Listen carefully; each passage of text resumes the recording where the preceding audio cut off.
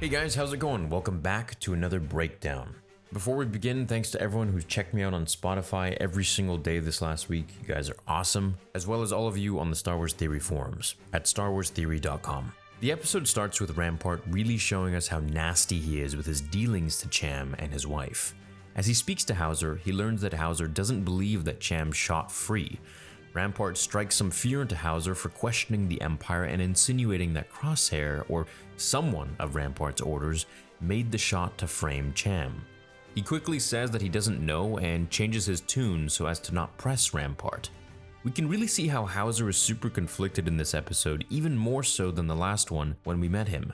It makes me wonder quite a bit why he isn't as dogmatic and blindly following the Empire like the rest of the clones during Order 66. Perhaps he never was around any Jedi to execute the order, but then again, neither was Wrecker, and he still became a psycho against anyone who showed treason against the Empire, including his brothers in Omega. So perhaps Hauser's chip is defective or it's wearing off, but either way, he's a cool dude and now one of my favorite clones. Plus, the coloring of his armor is probably my favorite. As the Bad Batch receive Hera's message to return to Ryloth and help her rescue her parents, Omega convinces Hunter and they head over there. As Hunter was like, this is not really our issue, we shouldn't be doing this, and Omega says, I would do this for you, we need to do this. Kind of being the voice of reason and compassion. Rampart announces to citizens that Orn Free Taa's recovery is improving. So he's obviously still alive. I thought he was dead, but I guess he's still alive, and that shot from Crosshair was so precise that it didn't kill him on purpose, all just to frame Cham Syndulla and get him out of there because he was kind of a man of the people, and of course he wasn't working with the Empire. As the Bad Batch plan, they mention Ryloth isn't a separatist planet, which confirms the point that it's being turned into a military station for the Empire. It seems the Empire has hijacked all these different planets to build their military outposts on them. Mid-conversation, Hunter feels the presence of a probe droid, and I say feel, not hear, because his mutation, or one of them, is that he can sense electromagnetic fields. So I'm assuming he felt the machine nearby spying on them, and that's why his brothers didn't sense it first. Either that or he's got better ears. He smashes it, but not before the recording was sent to Crosshair, who now knows that his brothers are on Ryloth. So Hunter tells Hera that the mission is aborted, and Crosshair now knows that they're here and the element of surprise is gone. Omega convinces him to help when they're turning their backs on the mission and saying, it's over. So of course they do, and what I want to mention here about this scene is that Omega really seems to be the voice of compassion. We can see how different she is from her brothers in the sense that she really has a big heart, and she seems to really follow Ahsoka's sort of ideology that you should help pretty much everybody, and one of the biggest problems in the world is that people don't really help each other anymore. And that's something always that Ahsoka and Ashley Eckstein live by. Hauser and Rampart discuss rounding up peaceful citizens who support Syndulla, and Hauser tells him that it'll look suspicious if you just arrest everyone who's disobeying you. Rampart is really cementing his personality here as an Imperial. He's quite tough, he's callous, and he is getting things done. Mainly, he doesn't budge, which is a typical Imperial quality. They walk into his office as Crosshair is there, we get to see his head again, and I really think that Crosshair doesn't have his inhibitor chip fully working anymore. I think it's been melted or burnt out. I think he's just acting in pure hatred for his brothers. He tells Rampart that he saw Clone Force 99 on the planet, and Rampart dismisses his request to find them. He says stay on the task. This is a big mistake, as now of course, we know since we've watched the episode, they succeed and Syndulla is freed, to which Rampart in the end gives the go-ahead for Hunter to track and kill his brothers, which will be really interesting, and I'm going to go into a major theory at the end of this video, or you can just skip to that if you don't want the recap and the breakdown. Omega tells Hera that the Bad Batch are her brothers. I think this scene builds their relationship for the future, and I think we'll see tons more of Hera and Omega in other shows and seasons. Hauser confides in the Syndullas that he's trying to save Hera, but they don't believe him, they don't trust him anymore. The famous clone theme plays, and it sends me way back to the Clone Wars. It's a very beautiful theme, very nostalgic. Probably my favorite. The crew plan to attack the Imperial refinery with the help of Hera. And one thing I want to mention is that Hera learns to scramble a signal from Tech, which is really fun to learn. It changes Rebels a bit because now we'll always remember how she learned to do that. Hera and Omega steal a shuttle and shut down the cannons. Hera's flying is coming into play finally, and we can see her skills at work, even at this young age. The Bad Batch shoot down more cannons and Wrecker does his thing by wrecking. The episode really starts to pick up at this point, and they free the Syndulas and they make their way out of there.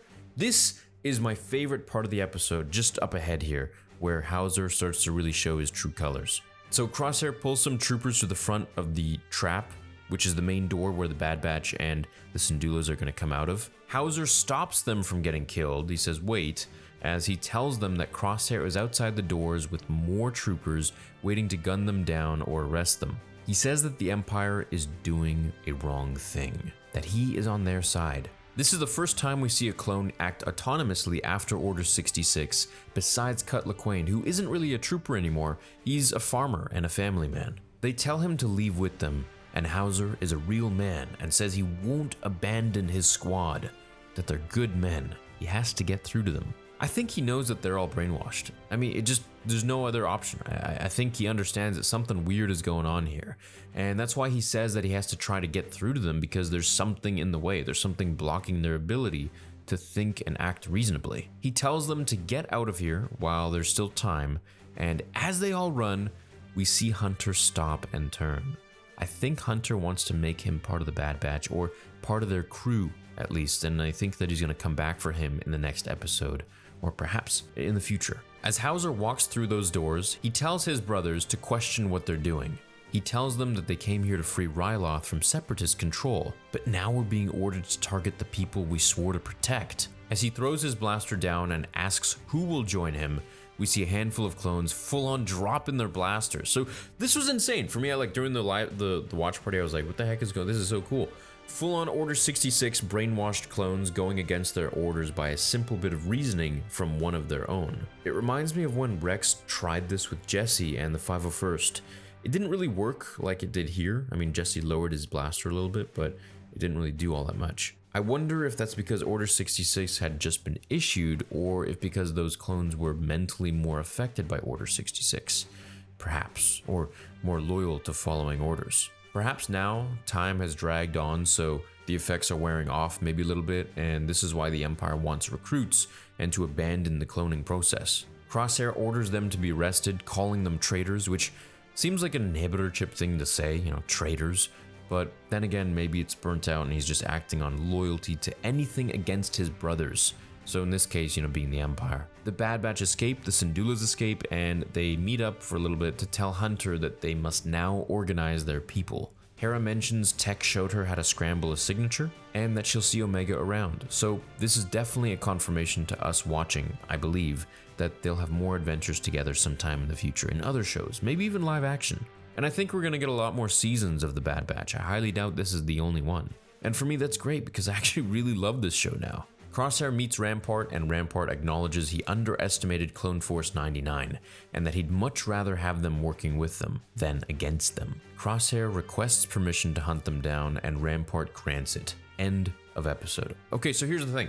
The next few episodes are going to be pretty hype. Crosshair finally gets to go all out on tracking down his brothers and give them the option to join the Empire or be eliminated, and I think we could get a Boba scene coming into there as Nala Se probably hires Fennec again to keep Omega safe, and I think Fennec will ask Boba to come with, maybe in like some dire last minute effort or something. Something goes wrong and she needs Boba, assuming that they're friends this early in the game, which would be really cool because it would then show us a bit of the prequel or their dynamic as we head into the book of Boba. I really can't see them not bringing Boba into this. Crosshair will most likely try to eliminate his brothers, but I believe he will encounter a crossroads himself, where someone else is trying to kill his brothers, a sharpshooter perhaps, and maybe not Vader, which would be sweet, but maybe it's going to be Cad Bane. And Cad Bane wants Omega for Lama Su, whereas Boba is hired to save Omega, or Fennec is hired, but he's there to save Fennec, and Fennec is in trouble trying to save Omega. It could be a really fun dynamic. Maybe Crosshair will see Cad about to get the drop on his brothers from behind or something, and then he kills him, to save his brothers. And then maybe the Empire sees that and they kill Crosshair. Who knows? That could be a redeeming moment for him, but I think Crosshair will die. I feel there is still good in Crosshair. The conflict is very strong with him, and we can see it on his face in that last shot of the episode. Thank you so much for watching this breakdown and for being part of the watch party. I absolutely love doing those. And thank you so much for checking me out on all of my streaming platforms, Spotify, Apple iTunes, Amazon Music, and of course, the Star Wars Theory forums at starwarstheory.com. Stay tuned for my Saber company that I am releasing and working very hard on behind the scenes. I hope you guys will enjoy all the future videos to come, and I will see you in tomorrow's video. Until then, remember, the Force will be with you, always.